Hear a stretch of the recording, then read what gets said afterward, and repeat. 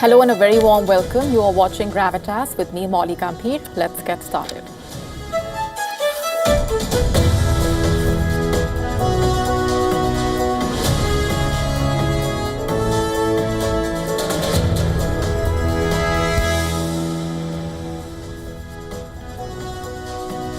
Our top focus tonight on Gravitas, a day after Donald Trump referred to what he called productive talks with the United States. Where do things stand right now? Well, the war is continuing in full force on the ground. As Iran's retaliation intensifies, it pounds Israel with a deadly missile. Israel and the US continuing their strikes on Iran. Meanwhile, secret talks holding the balance between war and peace. Decoding all of this and lots more. That's coming up in just a bit. Also on the show for you, what will the Israeli Prime Minister do next? A lot depends on that answer. Who is the Iranian leader Donald Trump is actually speaking to? Is there even a single voice negotiating for peace? All this and more coming up.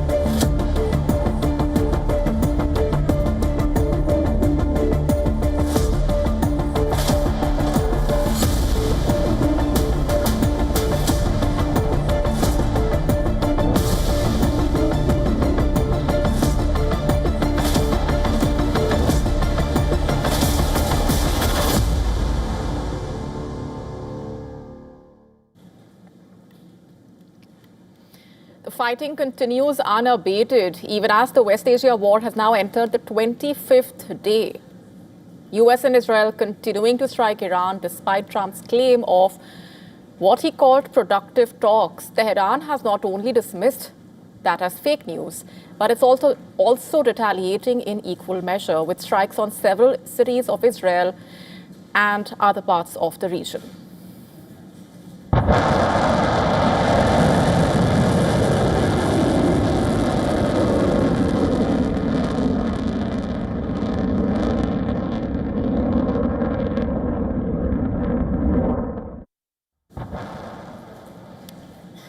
And as Iran launched its 79th wave of missiles, including the Khyber Shakan and Sajil, and drones towards Israel, which grappled to intercept them, an explosion could be heard in central Tel Aviv, followed by billowing smoke, widespread damage visible in the city in the aftermath of the Iranian strikes.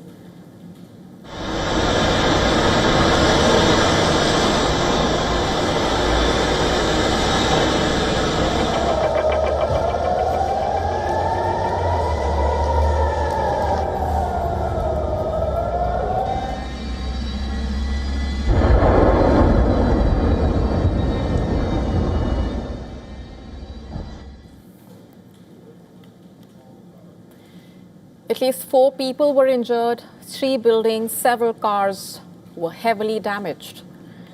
IRGC claimed to have targeted military centers in Negev and other parts. It also warned of more attacks against Israeli military positions in northern Israel and Gaza. Lawmakers in the Israeli parliament, meanwhile, were forced to take cover and leave an auditorium used as a wartime plenum chamber with the idea of detecting an Iranian missile attack targeting Jerusalem and central Israel.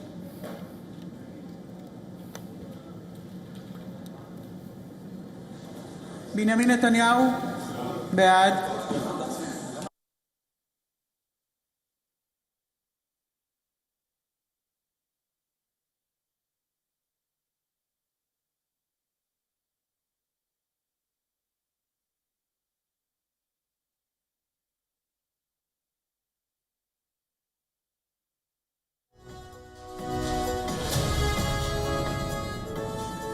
In fact, Amazon Web Services announced that its service in Bahrain had been disrupted owing to the drone activity in the region. Previously, 2 of its data centers in the UAE and a facility in Bahrain were damaged by drone strikes, remember.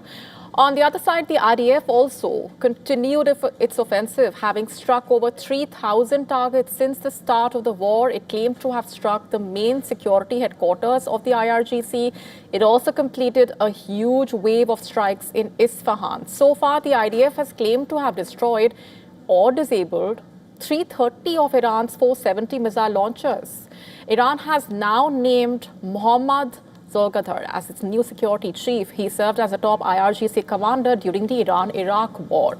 From 1989 onwards, he served for 16 years at the highest levels of the IRGC command. He also served as the Deputy Interior Minister for Security from 2005 to 2007. And since 2021, he has been chairing the Expediency Council, which also advises the Supreme Leader, just for context.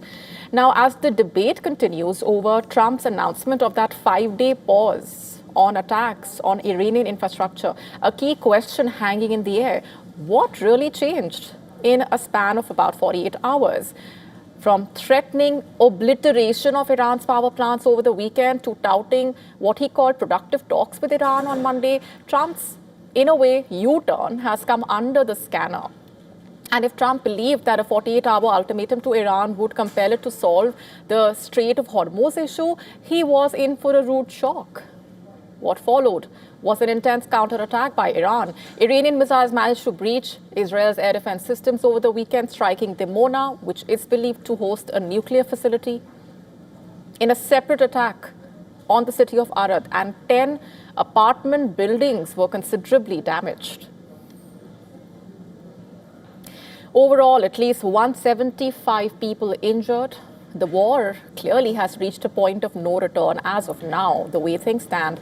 And this development, along with Iran's counter threat to destroy all energy infrastructure projects in West Asia, likely to have played a big role in Trump's climb down. Despite Trump's claim, Iranian media reported that gas facilities in Isfahan and a gas pipeline of Khorramshahr power plant were targeted in Israeli-US strikes. While the US has not reacted to that claim, CENTCOM also released footage of precision strikes on alleged Iranian military targets. With de-escalation in the pipeline, diplomacy is at play yet again. Just a few hours earlier, US President Donald Trump dialed Prime Minister Modi to discuss the ongoing West Asia war and stressed on the importance of keeping the Strait of Hormuz open. On his part, the Prime Minister expressed support for de-escalation and restoration of peace at the earliest. That's not all.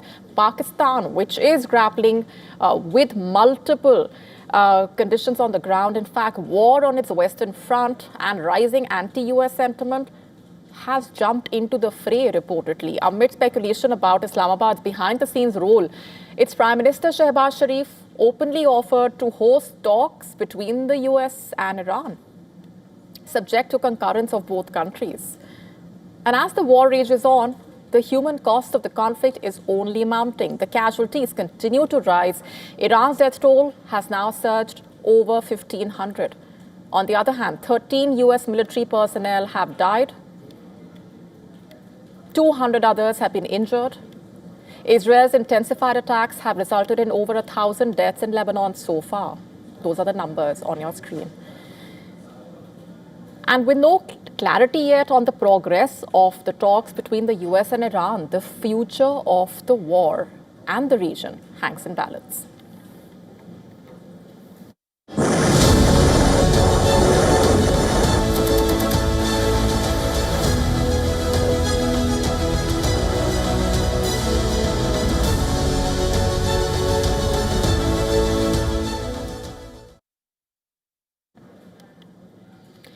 In West Asia, peace is being negotiated in whispers, it seems, and preparations of war are being spoken about thunderously. The 24th day of the war saw a dramatic moment on the tarmac of Florida's Palm Beach Airport when Trump made a stunning announcement of halting attack on Iran's energy infrastructure for 5 days. And that came just ahead of the 48-hour deadline to reopen the Strait of Hormuz was about to expire. That ultimatum was issued by him, remember. The sudden shift from threat to talks raised serious questions in Washington and beyond. Is this a genuine diplomatic breakthrough or a strategic pause in an escalating conflict? That is something that we have been bringing out on the show yesterday as well. But behind the scenes, multiple reports suggesting a complex and secretive negotiating channel has been at work. U.S. envoys Steve Witkoff and Jared Kushner have been quietly engaging through intermediaries with the Iranian parliament speaker, emerging as a key contact, and that's significant. But the talks are not direct. They have been routed through a diplomat triangle. Axios reports Egypt, Pakistan, and Turkey are working together to prevent a conflict that has kept the world on edge and spiking the energy prices, market instability being triggered. Foreign ministers of these three countries have reportedly shuttled messages between Washington and Tehran. They reportedly held separate talks with Steve Witkoff and Arakchi before there was readiness for talks. The suggested terms of the peace deal would basically prevent Iran from having a missile program for 5 years. It means that Tehran will have to halt uranium enrichment and decommission the Natanz, Isfahan, and Fordo nuclear facilities. These three facilities were attacked by the US and Israel in 2025, remember. In return, Washington would agree to provide guarantees against the recurrence of another war and close all its bases in the region, which hosts some 50,000 troops. That's also significant. The discussions were judged serious enough for Trump to call off his threat to strike Iran's power plants. And this move reassured the markets already suffering from the closure of the Strait of Hormuz. But according to several media reports, Iran has already outlined its conditions to stop the war. These 6 core conditions include a new legal framework governing traffic in the Strait of Hormuz and closure of all American military bases in the region. Iran also wants guarantees against further aggression by the US and Israel, payment of reparations for damages caused during the conflict, prosecution and extradition of individuals associated with anti-Iran media in the West, and a halt to military operations across all fronts, including against its regional allies like Hezbollah. But even as these talks progress, a parallel development is unfolding. According to media reports in Washington, the Pentagon has quietly stepped up preparations for a possible ground deployment into Iran. Units of the 82nd Airborne Division, which is the U.S. Army's rapid response force, are being positioned, while Marine expeditionary units are already on the move. Thousands of Marines are currently being deployed towards the region, with warships and personnel departing from California. This is the second such deployment since the war started, underscoring just how seriously Washington is preparing for a range of military options. Reports also suggesting, meanwhile, that senior military commanders have submitted detailed plans for potential ground operations, even as the White House remains publicly silent on whether or when such forces might be used. Now, this dual-track strategy diplomacy on one hand and military escalation on the other, revealing the true nature of the situation in West Asia and just how fragile it is right now.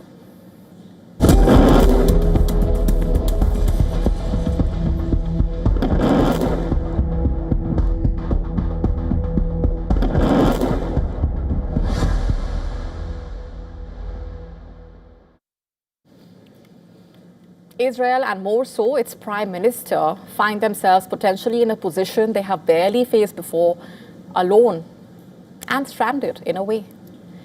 Ever since its creation in 1948, Israel has operated with the firm backing of the United States. But now, for the first time, especially since the Gaza war started in October 2022, that support appears uncertain. And at the center of this is Netanyahu. After a conversation with US President Donald Trump, Netanyahu saying that Washington sees an opportunity for a deal with Iran. According to Netanyahu, Trump believes recent military gains could be converted into a negotiated agreement.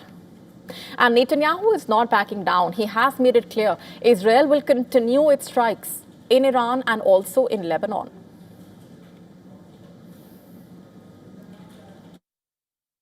Situation where the Houthis, for the first time ever, ceased. Earlier today, I spoke with our friend President Trump. President Trump believes that there is a chance to leverage the tremendous achievements of the IDF and the United States military in order to realize the war's objectives in an agreement that will safeguard our vital interests. At the same time, we continue to strike both in Iran and in Lebanon. And according to a report by the Stockholm International Peace Research Institute, SIPRI, the United States supplied nearly 70% of Israel's conventional arms between 2019 and 2023, a figure that experts say has only risen more since the Gaza war started. In fact, according to think tanks, the US contributes around 20% of Israel's defense budget prior to the commencement of the Gaza war. Access to US intelligence, advanced weaponry also remains crucial for any prolonged war. So acting alone, experts say, would significantly increase the risks for Israel, both militarily and strategically. And now even public opinion in the United States is shifting. For the first time since Gallup commenced its poll on the Palestine-Israel issue in 2001, more Americans sympathize with Palestinians than Israelis.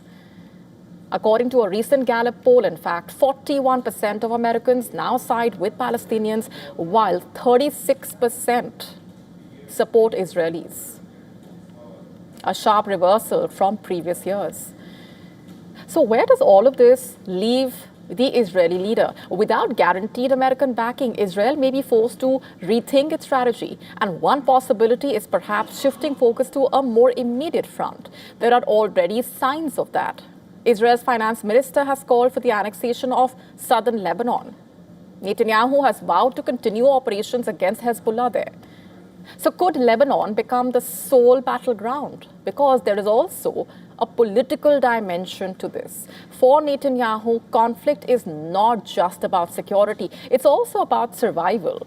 A prolonged war or even a war-like situation allows for elections to be delayed. And right now, Netanyahu's position is far from secure.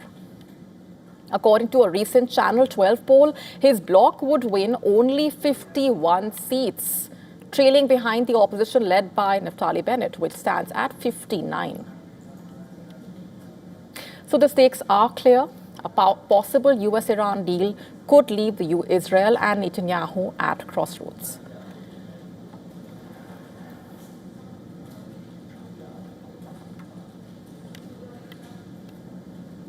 And the war between the US, Israel and Iran is intensifying with every passing hour.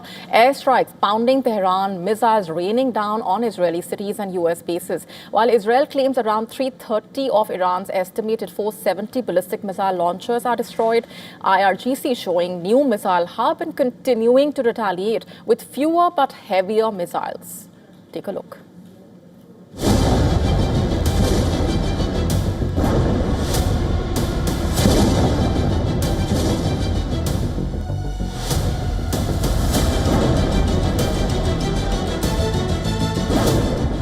The night sky over Tehran glows with fire. Precision strikes slam into targets across the Iranian capital. Explosions rip through buildings linked to Iran's military infrastructure. US military released footage of these strikes. Guided munitions striking with accuracy. Facilities erupting in flames. Israel says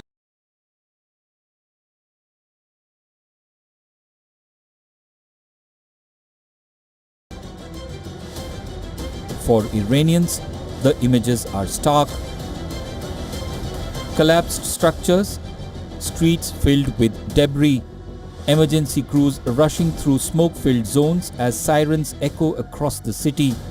But even as Tehran burns, Iran is striking back.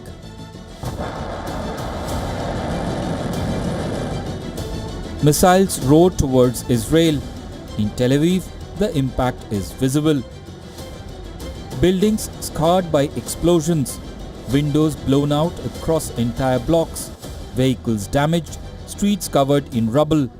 In Nesher, the destruction is equally severe. There was an alarm, and me and the whole family went down with our neighbors to the bomb shelter. I have two girls, little girls, and we sat down there for a few minutes, and then there was a big explosion, and I knew that it was here. It was horrible. It feels that you're a duck, under waiting to the missiles to hit you or someone next to you, so you don't really know. We're just listening to whatever commands that we get, and we are doing whatever we need to do in order to protect ourselves. But we know we need luck also. You need luck. Iran was launching dozens of missiles a day at the start of the war, but Tehran's firing rate has fallen significantly. Iranian forces are now calibrating their attacks by using more powerful missiles with heavier warheads and cluster munition to maximize damage. Israel's air defense systems continue to intercept many incoming threats, but not all.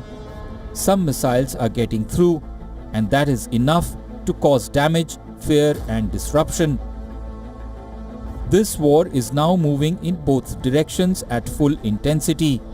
Airstrikes on Tehran, missile strikes on Israeli cities, US bases being targeted on a daily basis, and a region watching as the cycle of attack and retaliation grows more dangerous with each passing day. Bureau Report, WION World is One.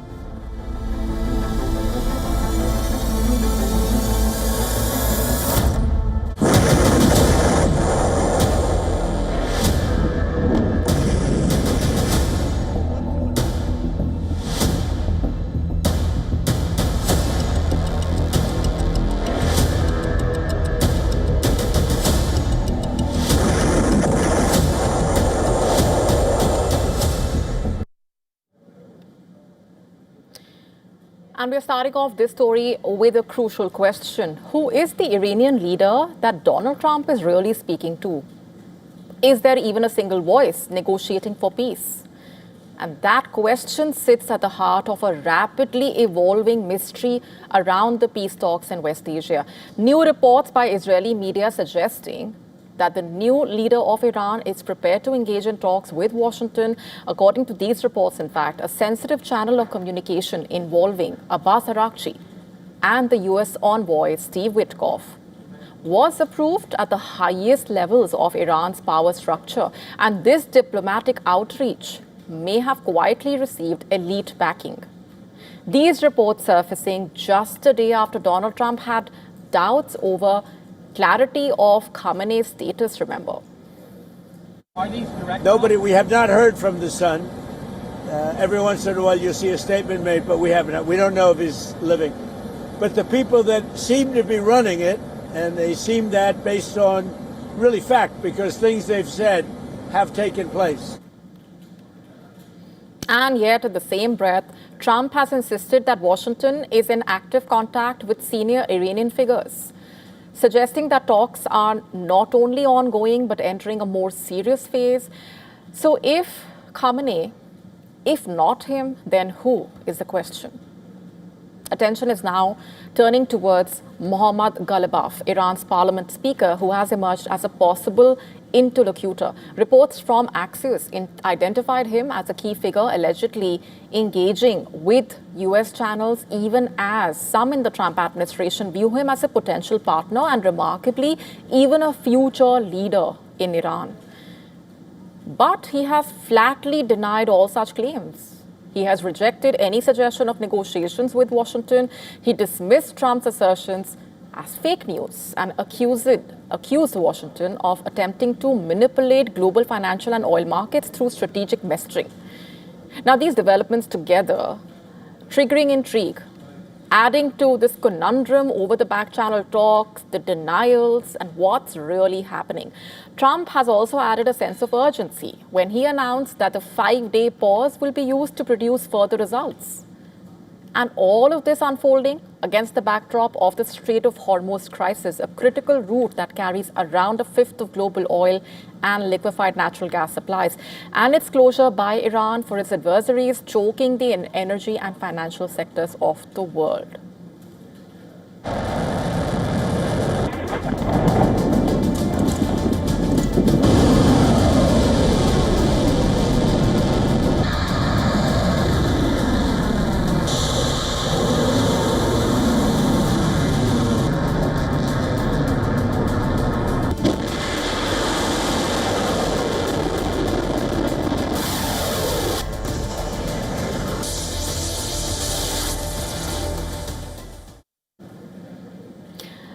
And let's now talk about the cost of the West Asia war. How much is really being spent? All wars come with a huge cost for those fighting that war and for those impacted by it. And the West Asia war carries enormous cost, just like any other. According to a report by the BBC, Iranian strikes on military bases used by the US in West Asia reportedly caused about $800 million in damage in the first 2 weeks of the war. Remember, the financial toll has remained in focus even for budget watchers. According to a report by the Center for Strategic and International Studies and an analysis by the BBC, much of the damage was caused in initial retaliatory strikes by Iran in the week after the US and Israel launched the war. Earlier, the Pentagon reportedly told Congress that the US cost of the war was more than $11.3 billion in just the first 6 days. The figure reportedly did not include many of the expenses associated with the operation. So just to put that figure in perspective, America had spent more than the gross domestic product of several small countries in just about a single week. Crucial to point out here, a CSIS report also revises upward the estimated damage to US bases in the region with available reporting and overhead photographs. Remember, at least 16 US military aircraft had reportedly been lost since the start of the war with Iran. Let's just give you a better sense of the enormous costs in other aspects. For example, according to a Bloomberg report, the MIM-104 Patriot missile defense system, a complete system reportedly costing about $1 billion. And its interceptor missiles reportedly costing about $4 million apiece. The report says the US launched about 800 interceptor missiles in the opening week of the war with Iran, costing more than $3 billion. And according to a CSIS report, the unit cost of THAAD missiles is reportedly $12.8 million. The unit cost for SM-3 runs from $8 million to $25 million, depending on the variant. Speaking of Iran, the country has spent years manufacturing, supplying unmanned drones to its allies and is now deploying them at scale itself. In fact, cheap drones have been reshaping the war in the sky. We've been telling you about this. What about the cost? One Shahid drone costing between $20,000 and $20,000 and $50,000, beg your pardon. This is according to estimates by the Center for Strategic and International Studies. For example, according to a Reuters report, in just the first week of the conflict, Iran launched more than 1,000 drones, and it is estimated to have the capacity to produce around 10,000 per month. For comparison, Reuters calculated how many drones could be manufactured with the funds used for just one Patriot interceptor. The cost of one Patriot interceptor, $4 million, could supply 115 one-way drones, which cost about $35,000 each. Also, zooming out, there's the aspect of the war's impact on the interceptor arsenal as well. The current conflict is naturally making a huge dent there, with Bloomberg reporting that interceptor stocks were already most likely dangerously low. According to a CSIS report, annual production rates indicating that interceptors will be hard to come by when the smoke clears and US allies seek to replenish the stockpiles. And with opinion polls showing most Americans are opposed to the war, the enormous cost is bound to remain in focus.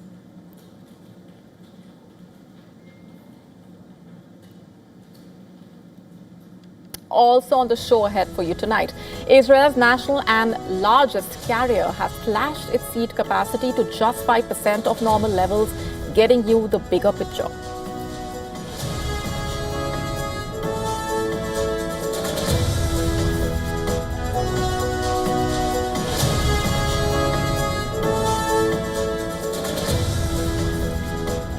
What exactly is the biology of the so-called beer belly? Is there a link between alcohol and belly fat? Telling you what a study has found.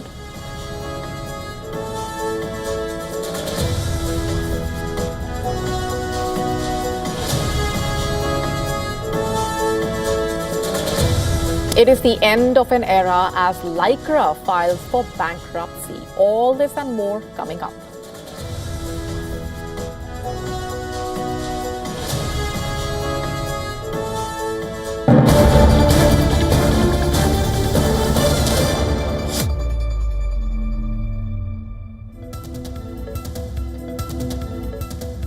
On some breaking news coming in this minute, significant developments. A US strategic bomber has triggered alarm in the skies over the UK. A B-52 aircraft reportedly issued an emergency distress signal mid-flight. That's the latest coming in. And for a few tense moments, attention turned to one of America's most powerful war machines there. According to reports, the long-range strategic bomber declared the distress signal while operating over UK airspace. The aircraft, a key part of America's global strike capability, is designed for endurance, power, reliability, remember. And this distress signal was issued while the plane was traveling back to a base in the west of England. Those are the details that have come in right now.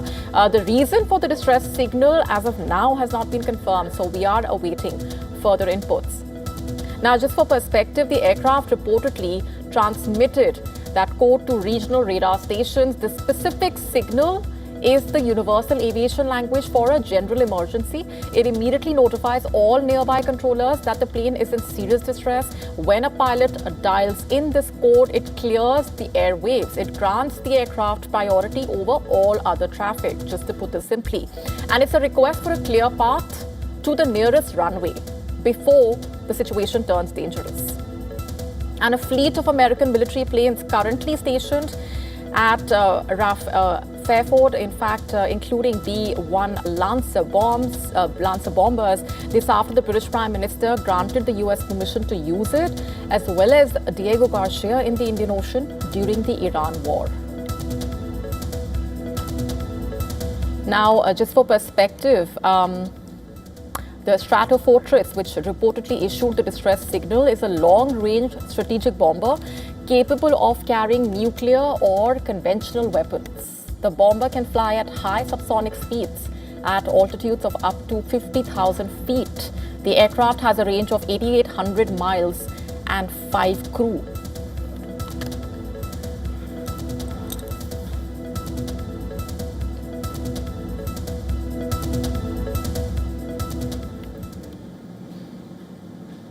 And we will, of course, keep a close eye on those developments. Switching focus now, the Hezbollah-Israel conflict has entered its fourth week now. The war is escalating with no signs of slowing down. Overnight strikes rocked Beirut's southern suburbs.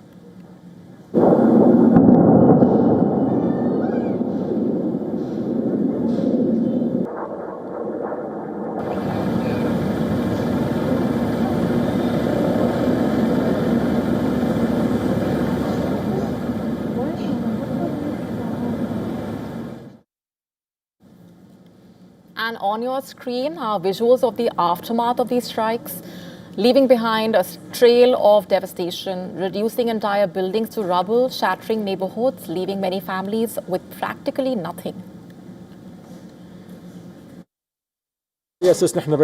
Why was my home targeted? What did I do? There's nothing here. I have no ties to anyone. My house is destroyed. Everything is gone. Who will compensate me now? We didn't steal, we didn't loot, we don't have parties or anything else. We don't have any political affiliation to anyone at all. Pay the price for someone else? Why? Why, when they're being targeted, do they want to hide in houses among people? Why? And according to Lebanon's health ministry, at least 3 people have been killed in the latest round of strikes. Israel also continued targeting fuel infrastructure linked to the Al Amana company, which it claims funds Hezbollah.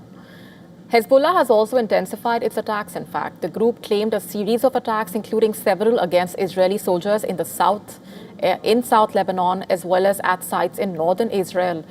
A missile strike in Israel's Upper Galilee, meanwhile, damaged a restaurant and several vehicles. Interceptors were also seen neutralizing incoming threats in the skies across North Israel.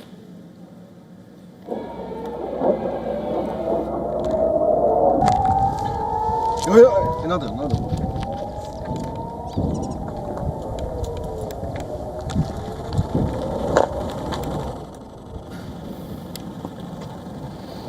Even as air raid sirens could be heard in the background.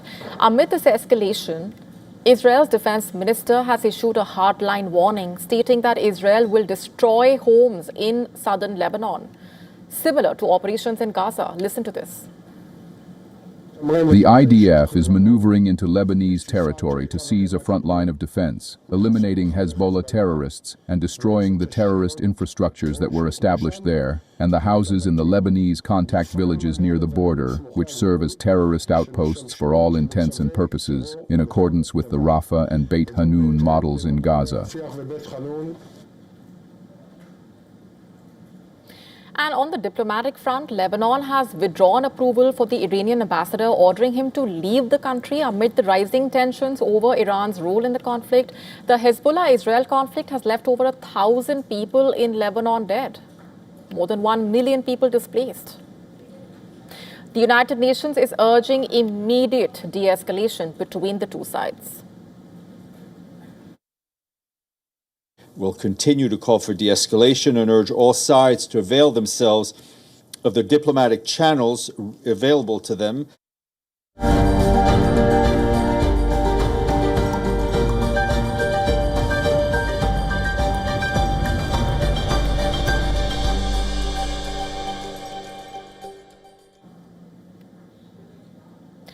Is insider trading the underbelly of prediction markets in the US?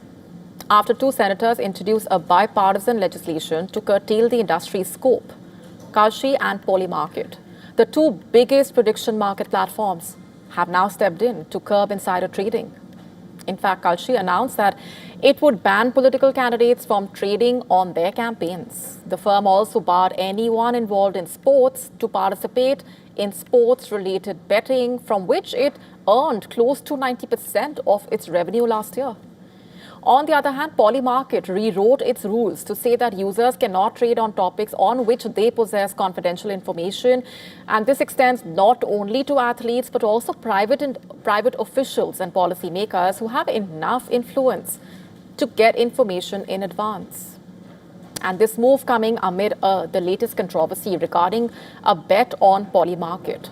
As per reports, 8 accounts bet $70,000 over the weekend on a US-Iran ceasefire taking place prior to March 31. And this was barely hours before US President Donald Trump's claim of what he called productive talks being held with Iran for a total cessation of hostilities in the region. And what also triggers suspicion is that all these accounts were created around March 21 itself. And this raised concern over these accounts possibly having some degree of insider knowledge on Trump's future course of action. And they stand to make nearly $820,000 if the prediction comes true. While the bill introduced by Democratic Senator Adam Schiff and Republican Senator John Curtis focuses basically on banning sports-related bets in prediction markets, other senators like Chris Murphy have advocated a total ban on this industry, which recorded $47 billion in global trading volume last year. Now, this is not the first time when prediction markets have stirred a row. Multiple users of Kalshi had bet on the scenario that Khamenei will be out as Iran's supreme leader before his assassination on the 28th of February. While they were expecting to win $54 million, the platform refused to release that amount, reportedly citing that it does not allow transactions directly linked to death. Meanwhile, cryptocurrency analytics firm Bubble Maps claimed that 6 insiders in US President Donald Trump's circle earned $1.2 million allegedly on Polymarket via betting on US striking Iran by the end of February. In January, an anonymous user garnered attention by making close to nearly $500,000 on Polymarket by predicting the capture of the Venezuelan president, Nicolas Maduro. Even as scrutiny around prediction markets is escalating, Kalshi and Polymarket have found backing from Commodity Futures Trading Commission chairman. He said that he would back these platforms in their legal battles, arguing that federal law supersedes any state law on the issue.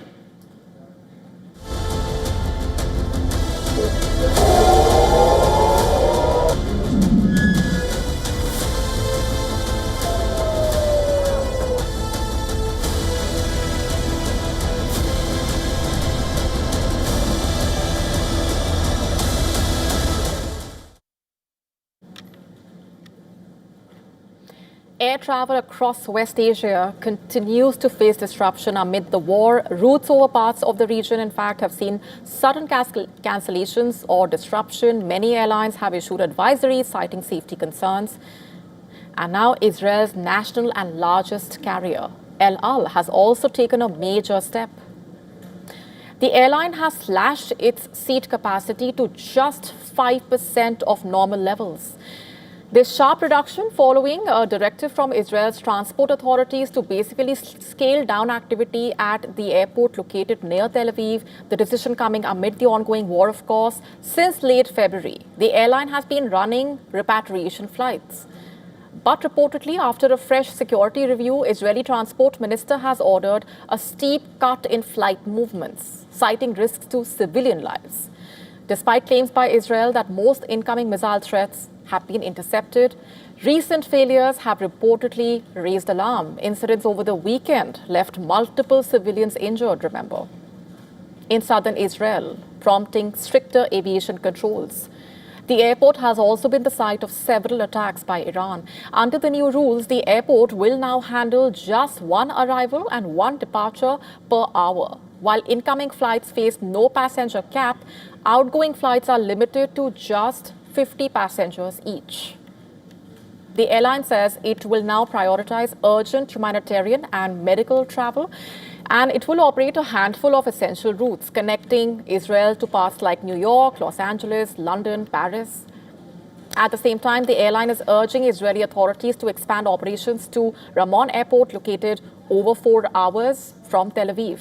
It is close to Eilat, which borders Jordan and Egypt, where other Israeli carriers have been operating some flights. Israel's Arkia Airlines also shifting much of its activity to nearby regional hubs in Jordan and Egypt, keeping limited operations at the airport beyond Israel. In fact, European airlines like Lufthansa, Air France, KLM have suspended many flights to the region, while Asian carriers like Singapore Airlines and Japan Airlines have also paused or rerouted flights.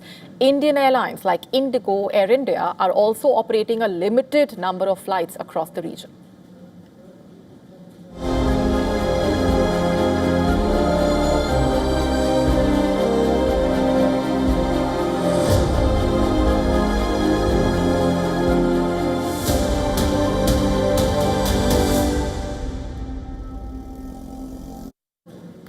Hong Kong has introduced new amendments to its national security law. The newly expanded powers to law enforcement, drawing sharp global attention and criticism. Under these new rules, police can now require individuals suspected of endangering national security to hand over passwords or provide access to their mobile phones and computers. Hand over passwords. Authorities can also demand any necessary information or assistance during investigations. And failure to comply may result in up to 1 year in prison and a fine of 100,000 Hong Kong dollars, while providing false information could lead to even harsher penalties, including up to 3 years of imprisonment.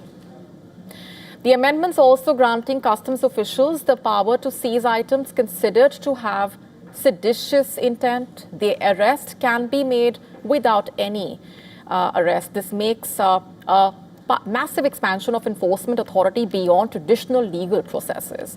The Hong Kong government enacted these changes using executive powers, which bypasses the legislature. Officials defend the measures as necessary for safeguarding national security and maintaining stability following the 2019 pro-democracy protests. However, critics, including legal scholars and human rights groups, arguing that these provisions undermine fundamental freedoms. Concerns have also been raised about the lack of judicial oversight, potential violations of privacy, and the right to a fair trial.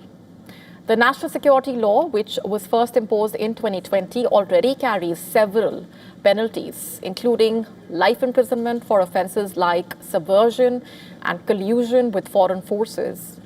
Hundreds have been arrested, with dozens convicted since the implementation.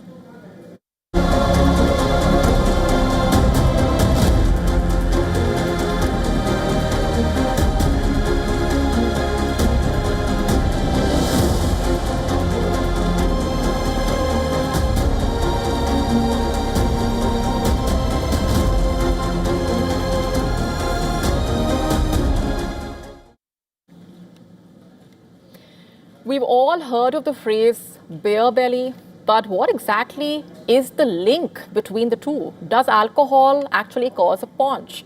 A study has confirmed the link now. University of Oxford scientists focused on finding out if there is a direct link between too much beer or any other alcohol and belly fat and a paunch. Of course, alcohol consumption, as we all know, means that you are increasing your calorie intake. But what exactly is the so-called beer belly all about? The investigation into the drinking habits of more than 5,000 men and women from the Oxford Biobank included a DEXA scan to reveal how much central fat their bodies were storing, basically. And why is that important to mention? Because this is reportedly the first time that such scans have been used in a study of this size to determine levels of visceral belly fat. It was shown that there is a clear, independent relationship between alcohol intake and intra-abdominal fat in both men and women. Belly fat, by the way, comes with consequences beyond abdominal obesity. Alcohol also has other kinds of impact, including how it suppresses fat oxidation, for example. Basically, as the body metabolizes the alcohol consumed, this in a way also inhibits the breakdown of fat. So simply put, too much drink can lower the amount of fat your body burns for energy, just to put this simply. There is, of course, the calorie factor as well. Just to give you an example here. According to studies, calories in as little as half a glass of wine a day or a quarter of a pint of beer a day is adequate to increase the risk of obesity and its related health problems by 10% in men, 9% in women. So that is significant. And there's also the hormonal factors in midlife, which also could impact how the excess alcohol calories are stored in your body. Also, pre-dinner drinks can make you hungrier, by the way. In fact, that craving to munch on snacks, some researchers have suggested that this could be because of the way alcohol switches your brain into starvation mode, sending out signals that you are hungry even if you are not and you've already eaten. So that explains the cravings. And if you must drink, and if you love wine, you could avoid the highest calorie options. Also, you should try and stay away from really sugary drinks, as some alcoholic drinks have sugar added. Spirits, for example, are often mixed with sugary soft drinks. And the best would be to go in for a low or no alcohol drink. So if you must drink, be mindful of what you are drinking and how much.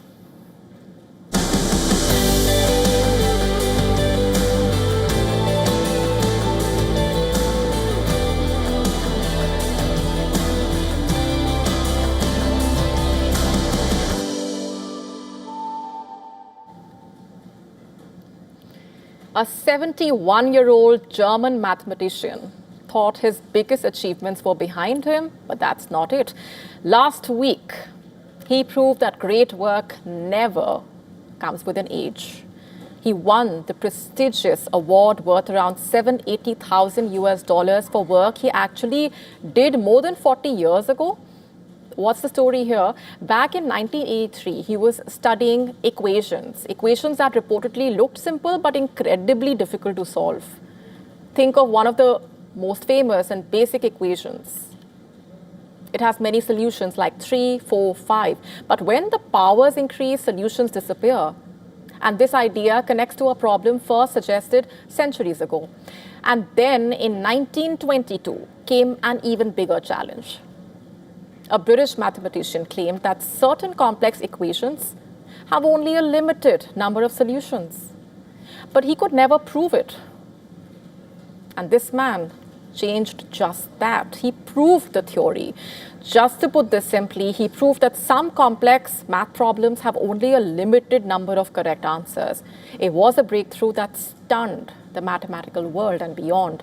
In a sense, he linked 3 different fields of mathematics, number theory, geometry, and topology, to prove his theory. And he had already won the prestigious Fields Medal in 1986, and now decades later, he has added the biggest honor in the world of mathematics to his name. Perhaps a reminder that true genius stands the test of time.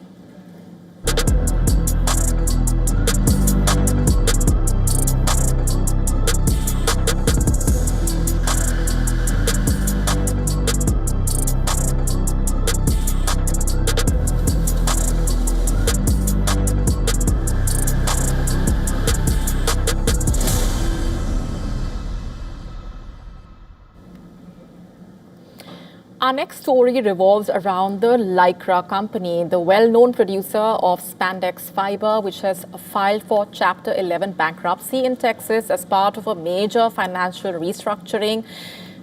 Just to break this down, spandex, of course, has become a part of every household in a way. It's an essential in modern apparel, from sportswear, swimwear, undergarments, lingerie, socks, even medical stockings, bandages. Its stretch, its flexibility, making it a global textile staple. And this move is not about shutting down the business. It's a strategic step to reduce its massive debt burden and stabilize operations. Under the plan, the company will wipe out approximately $1.2 billion in long-term debt. And in addition, it will receive over $75 million in fresh capital to keep the business running smoothly during and after the process. The company has stated that this restructuring will not impact its customers, suppliers, or its 2,000 employees. Day-to-day operations are expected to continue without disruption. This bankruptcy filing also marking the culmination of years of financial struggles. The company's roots dating back to 1958, when scientists first invented spandex. And in recent years, Lycra has faced repeated setbacks, the latest one being their second in the last 5 years. In 2022, lenders already seized ownership after defaults under its previous owner, which was a Chinese conglomerate. The COVID-19 pandemic disrupted supply chains, reduced consumer demand. Even after the pandemic, in fact, high inflation and intense competition from lower-cost manufacturers weighed heavily on the company, reportedly. And by the end of last year, these issues had significantly impacted operations. Factories were running at only about 60% capacity. Profits were expected to fall sharply from $132 million in 2024 to just $44 million. The company also had a complex and heavy debt structure, which includes hundreds of millions in loans and both euro and dollar denominated bonds. Earlier, attempts to fix its finances, including a plan in 2025 to sell the company and repay all debt, but it fell through when the deal collapsed. And as the conditions worsened, creditors stepped in with a plan B to take control. Even that plan had to be reworked as the company's financial health continued to decline. And after months of negotiations, the current restructuring deal was finalized and formally filed.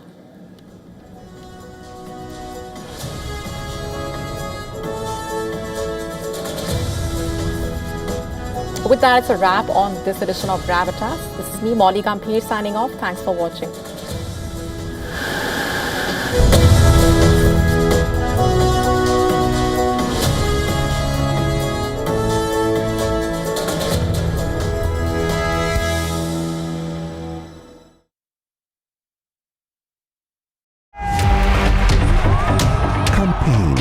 elections, alliances, controversies, and power play.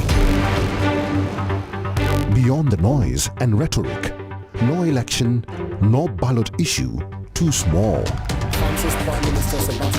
Stories that analyze global and domestic politics, more than just headlines. A dedicated show with varied perspectives, expert take, citizens' voices, detailed ground reports, and in-depth coverage from political corridors of the world. This is Race to Power, only on WION. World is One.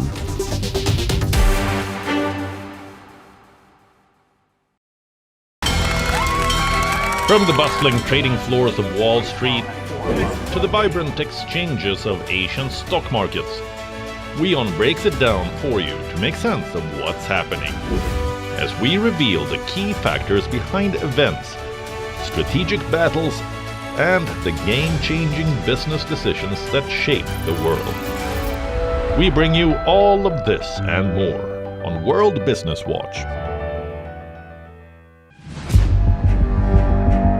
Where darkness hides behind every corner.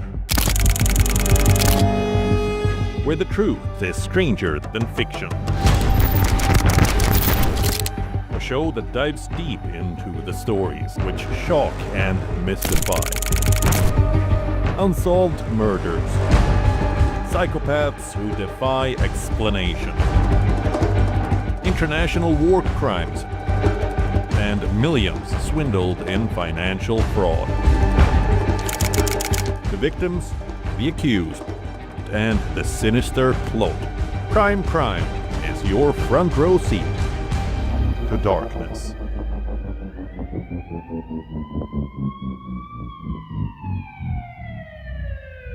WION, India's global voice, the channel that brings you the biggest stories from across the world through India's lens.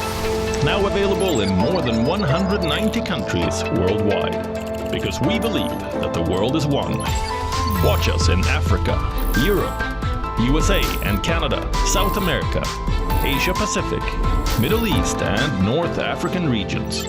Also available on these digital platforms across the world. WION. World is one. Where darkness hides behind every corner. Where the truth is stranger than fiction. A show that dives deep into the stories which shock and